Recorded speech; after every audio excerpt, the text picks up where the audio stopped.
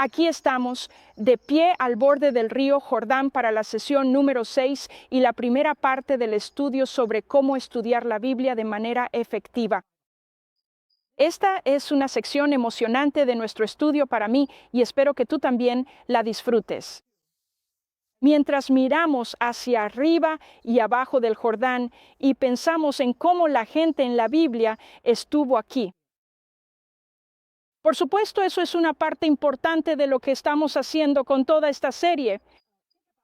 Pero quiero que pensemos en una estructura para observar las Escrituras. De hecho, existe un estudio que se llama hermenéutica. Hermenéutica significa estudio de la literatura, pero más específicamente lo estamos usando para la escritura. Y lo que vamos a ver es solo una pequeña parte. Solo tenemos una hora, y este estudio de hermenéutica puede ser todo un semestre en una escuela bíblica. Quizás ya hayas tomado este curso y quieras pasar de largo. Espero que no lo hagas porque creo que será un buen repaso, incluso para aquellos de ustedes que ya han hablado sobre observar las Escrituras. Vamos a ver 17 herramientas que tienen que ver con el estudio de las Escrituras. Y hay otras herramientas, pero estas son las que hemos seleccionado para usar, particularmente para el estudio del libro de Filemón. Si tienes un reloj roto, te lo quitas y lo llevas al relojero. Y lo llevan a una mesa donde tienen una luz y encienden la luz. No solo miran la carátula y probablemente ni siquiera la miren. Le dan la vuelta y miran la parte trasera. Y luego toman una de sus herramientas y abren la parte trasera. Eso se llama un abridor de relojes.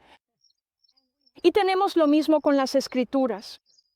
Habrá cosas, algunas de estas herramientas que vamos a sacar del estante, que solo usarás una vez. Y otras veces usarás una herramienta varias veces.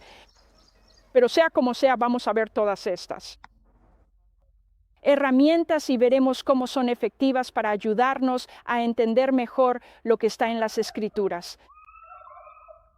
Ahora, lo primero que observé cuando estudié este tema de la hermenéutica es que necesitamos leer la Biblia varias veces.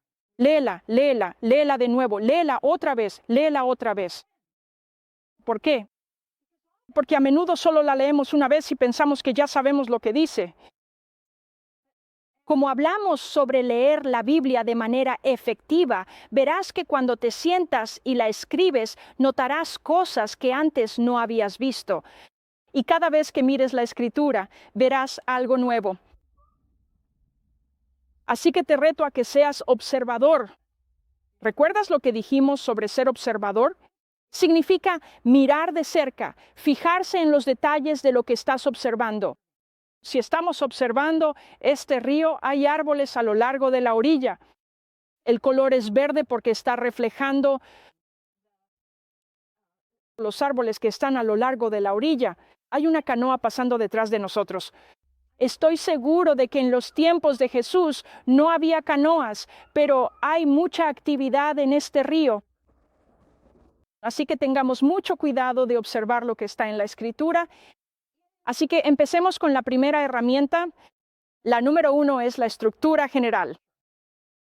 Cuando vas a leer un libro de literatura, lo primero que haces es leer el título. Este dice Santa Biblia. Y Biblia significa biblioteca. Y el hecho de que sea santa significa que es una biblioteca religiosa. Luego miramos la tabla de contenido y vemos eso. Nos dice que el libro está dividido en dos secciones diferentes, lo que llamamos el Antiguo Testamento y el Nuevo Testamento. La primera sección es la que usan los judíos cuando estudian y ellos tienen el Antiguo Testamento completo en sus manos. Por supuesto, ellos no lo llaman Antiguo Testamento, lo llaman la Biblia. Pero nosotros lo llamamos Antiguo Testamento porque también tenemos otra sección, se llama el Nuevo Testamento. Y este libro tiene 66 partes, 66 libros en esta biblioteca. Y luego hay más en el Antiguo Testamento y menos en el Nuevo Testamento. Y cuando observamos eso, podemos empezar a reflexionar sobre lo que toda esta Biblia nos va a decir. Esto es muy importante. Que veamos este libro como un solo libro, como una pieza completa, no solo dividido en pequeñas partes o tomando partes pequeñas, o un libro u otro libro. Pero necesitamos entender la Biblia, toda la Biblia. Ahora, detengámonos un momento y hablemos de la razón por la que estamos usando esto y por qué. Es importante que observemos esta historia sobre la que trata la mayor parte de este libro. Algunas personas dicen, bueno, ¿por qué es necesario que siquiera sepamos sobre los judíos o que estudiemos su historia o sus profetas o su poesía? ¿Por qué siquiera tenemos que meternos en esto? ¿Por qué es tan importante eso? Bueno, la Escritura nos dice que Dios eligió al pueblo judío como su pueblo escogido, no porque fueran mejores o más inteligentes, sino más bien fueron elegidos porque Dios quería usarlos como una ilustración de cómo vivir para Él y también de cómo no vivir para Él. Así que es importante que miremos toda la Biblia en sí, que veamos todos los libros que están allí y veamos qué hay en ella. Entonces, si observamos la estructura general y entendemos que hay todos estos libros en este gran libro, tendremos una mejor comprensión del significado de los pequeños pasajes que estudiamos. Veamos el número 2, la forma literaria. La forma literaria significa la forma de la literatura. Y hay 4 formas literarias principales en las Escrituras y se encuentran tanto en el Antiguo Testamento como en el Nuevo Testamento. La primera es lo que llamamos historia. Y por supuesto tenemos los primeros 5 libros que se llaman la Torá. Lo llamamos el Pentateuco, que significa 5 libros. Pero los primeros 5 libros son la primera parte de la historia, pero el resto de la historia incluso llega hasta el libro de Esther. Si entendemos que esto es historia, nos ayuda a comprender que no es algo que debamos hacer todo el tiempo, porque aquí hay cosas que no debemos hacer. Pero debemos observar estas cosas y aprender de ellas. ¿Sabes? Creo que mencionamos esto antes. Pablo habló sobre cómo en Romanos y Primera de Corintios la Escritura nos es dada tanto para nuestra enseñanza como para nuestro ánimo. Nos son dadas para que aprendamos qué no hacer, en qué pecados cayeron ellos, que debemos tener cuidado de no caer en ellos y qué cosas podemos tomar de la Escritura para ser animados, porque servimos a un Dios poderoso y su palabra nos habla de cuán grande es Él. La segunda sección es poesía. Hay poesía después del libro de Esther, comenzando con Job. Job, Salmos, Proverbios, Eclesiastés y el Cantar de los Cantares. 5 libros de poesía. Ahora también hay historia en el Nuevo Testamento, en Mateo, Marcos, Lucas, Juan y Hechos. Y también hay poesía en el Nuevo Testamento, pero no hay un libro poético. La poesía que está aquí, por ejemplo, Judas dijo, ahora a aquel que es poderoso para guardarnos sin caída y presentarnos sin mancha. Esto es poesía y está dentro de la Escritura. También está en Apocalipsis. A menudo en los lugares de la Escritura donde los márgenes son más anchos, eso nos muestra que ahí es donde está la poesía, en la propia Escritura. Así que este es el segundo tipo de literatura, la poesía. El tercer tipo de literatura es la profecía. Por supuesto, sabemos que en el Antiguo Testamento hay muchos libros de profecía. Hay 5 que llamamos profetas mayores y luego 12 profetas menores. El hecho de que se llamen mayores no significa que sean mejores, sino que son más extensos. Y de hecho, en esos 5 profetas mayores, si miras de cerca, están Isaías, Jeremías, Lamentaciones, Ezequiel y Daniel.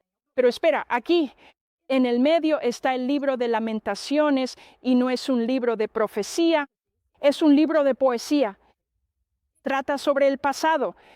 Habla de lo que sucedió en Jerusalén cuando Jeremías observó cómo la ciudad era incendiada y la gente era asesinada. Y al parecer, él caminó por las murallas mientras las prendían fuego, vio lo que estaba ocurriendo y su corazón se rompió. Así que escribió este hermoso y perfecto lamento. Es uno de los poemas más perfectos de las Escrituras. Así que, aunque llamamos a esto un profeta mayor, en realidad es poesía. Pero al parecer se colocó junto a Jeremías porque encajaba allí y fue allí donde Jeremías lo escribió. A continuación pasamos a los profetas menores. Nuevamente son 12. El hecho de que se llamen menores no significa que sean inferiores. Más bien, son más pequeños en tamaño y a menudo más limitados en alcance, hablando solo a unas pocas personas o a un grupo específico de personas. Así que al observar a los profetas, y si miramos en el Nuevo Testamento, encontramos que también hay profecía. Solo hay un libro de profecía, que es el libro de Apocalipsis, pero también hay profecías hechas, por ejemplo, por Jesús en Mateo. Él da un largo discurso allí en el capítulo 23 o 24. Luego, cuando llegamos a otros libros, Pablo profetiza en Tesalonicenses, Pedro profetiza, y estos son además del libro de profecía. Ahora, la razón por la que estamos analizando estos diferentes tipos de literatura es para que al leerlos sepamos cómo interpretarlos. La historia es lo que sucedió en el pasado. Es aquello a lo que miramos hacia atrás y de lo que aprendemos. La poesía es la emoción que se expresa acerca de la historia y lo que ocurrió. Luego, la profecía trata sobre lo que va a suceder en el futuro, lo que Dios planea hacer, lo que Dios está dando a conocer a su pueblo. Eso es lo que va a ocurrir. De hecho, les está dando tiempo para arrepentirse, para alejarse de lo que están haciendo mal, para cambiar sus caminos y volver a Dios. Muy a menudo ese es el mensaje más importante en los libros de profecía. Y luego, el cuarto tipo de literatura es la carta. No hay libros de cartas en el Antiguo Testamento. Por supuesto, hay cartas que se leen. Por ejemplo, Ezequías leyó una carta de Sennacherib y la extendió delante de Dios. Pero no es un libro en la Biblia. Más bien los libros que fueron escritos por Pablo y otros apóstoles, Santiago, Pedro, Judas y los demás que escribieron sus cartas a las personas que creían en Jesús como el Mesías, sí.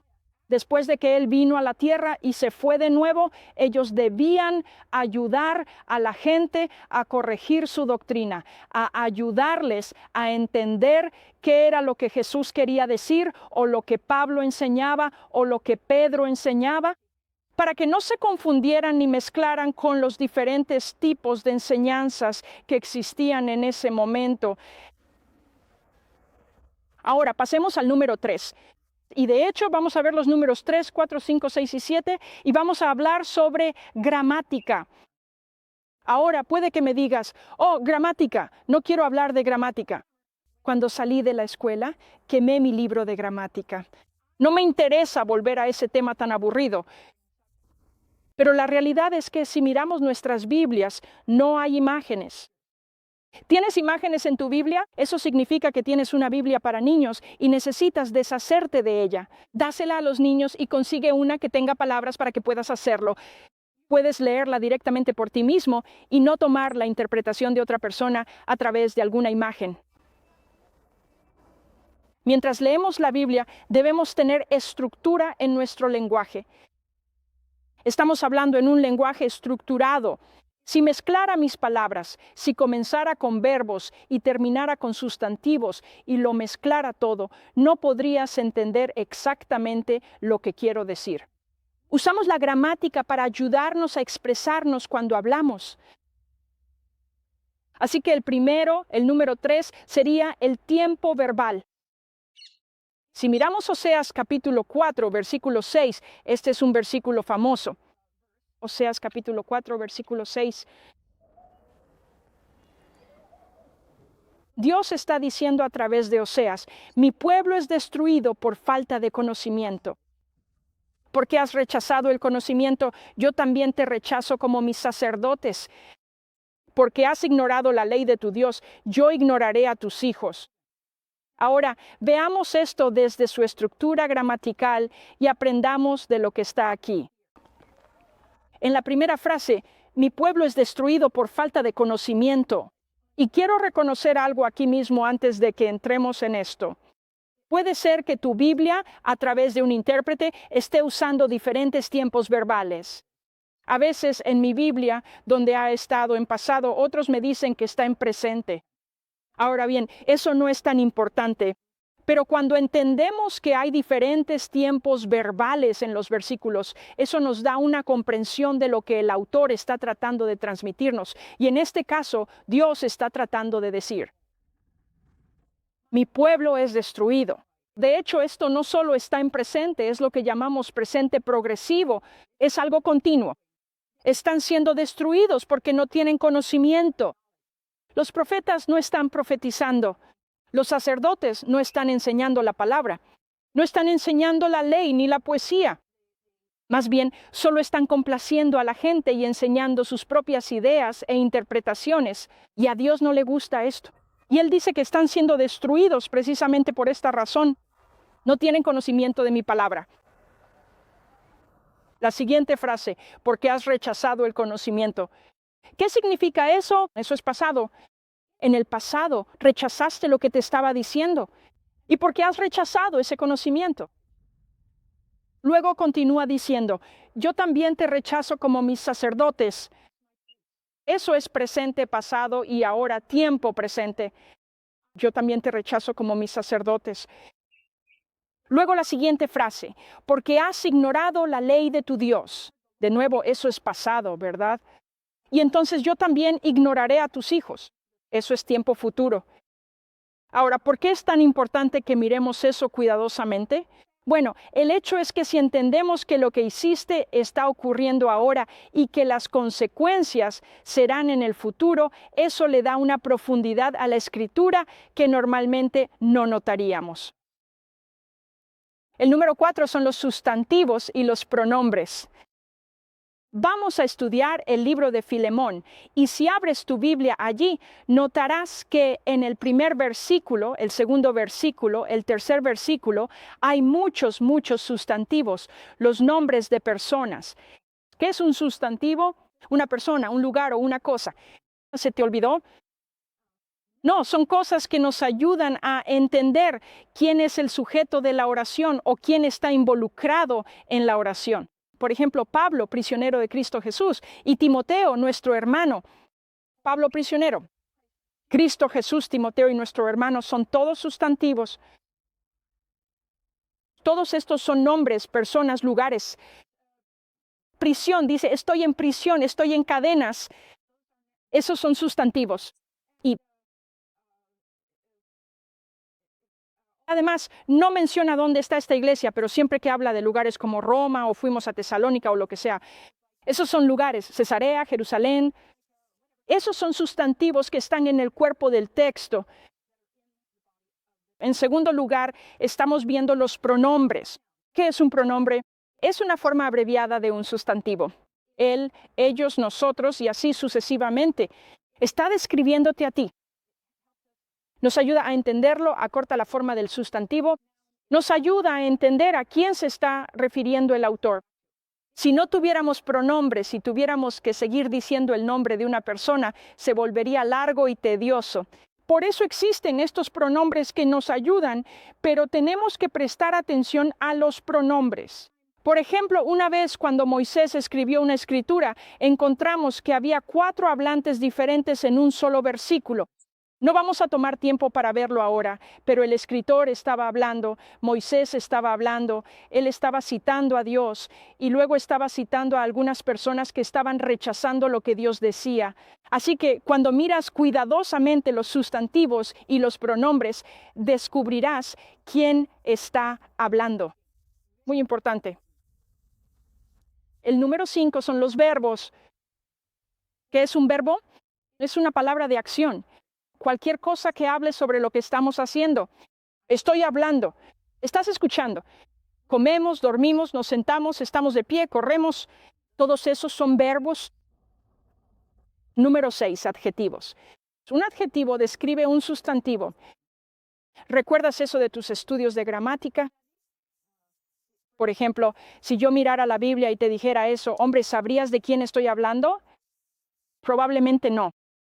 Tendrías que adivinarlo entre cientos de personas. Pero si dijera el gran hombre, ¿De quién estoy hablando? Probablemente de Goliat, ¿verdad? Y si digo el hombre pequeño, ¿de quién estoy hablando? Estoy hablando de Zaqueo, quien se subió al árbol para ver si podía ver a Jesús porque era pequeño. Bueno, si tenemos estos adjetivos que describen al sustantivo, el sustantivo siendo hombre pero grande o pequeño, entonces entendemos que son dos personas diferentes. Necesitamos los adjetivos para describir estos sustantivos. Ahora hablemos de los adverbios. Número 7, los adverbios. Un adverbio describe a un verbo. Por ejemplo, la lluvia está cayendo del cielo. Está cayendo. Ese es el verbo. Pero está cayendo lentamente o hay poca lluvia cayendo. Describe el verbo, la acción. Ahora, tomemos un momento aquí y detengámonos. No tengo una mesa aquí. Normalmente, cuando hacemos una conferencia, uso una mesa y pongo una pelota sobre la mesa.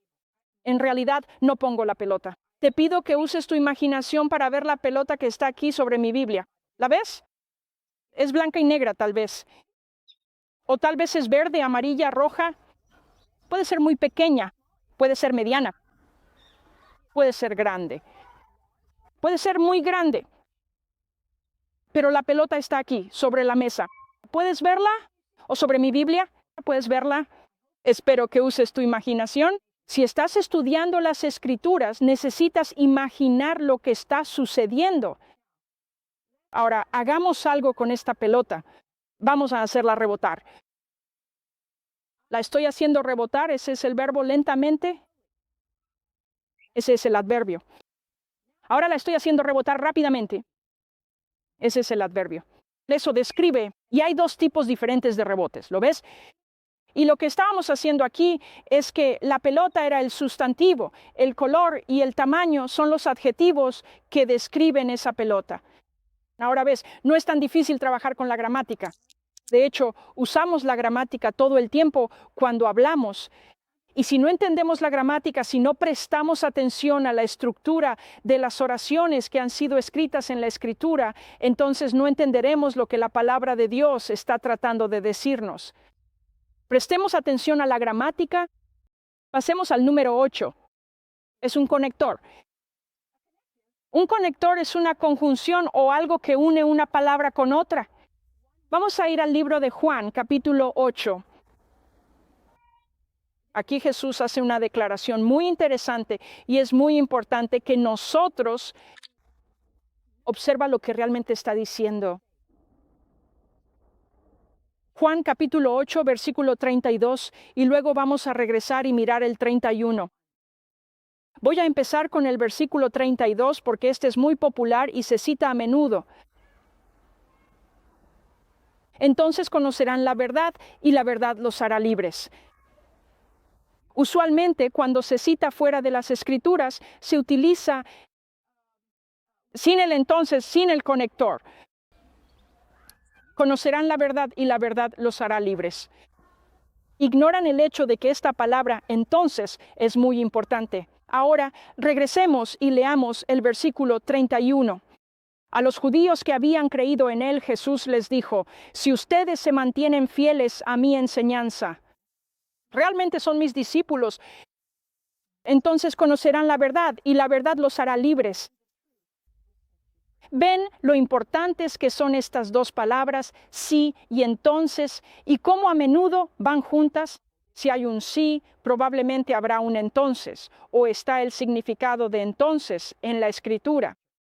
Si te mantienes fiel a mi enseñanza, mira, no es simplemente sigue a cualquiera, o haz lo que quieras hacer, o vive según la opinión de otra persona. Y entonces conoceréis la verdad, y entonces la verdad os hará libres. No, hay una conexión aquí entre la primera parte. Tienes que seguir a Jesús, tienes que obedecerle, y entonces conocerás la verdad, y la verdad te hará libre. Los conectores son muy importantes y no debemos descuidarlos. Pero por lo tanto, y así sucesivamente, la palabra y es también un conectivo. Cuando miré Filemón y miré la estructura de este libro, si no tuviera conectores, no me ayudaría a entender. Él estaba avanzando. Quizás se podría dar por sentado, pero hay conectores y déjame que te los señale. El versículo 8 dice, por tanto, y el versículo 9 dice, sin embargo, y luego el versículo 17 dice, así que. El versículo 14 dice, pero.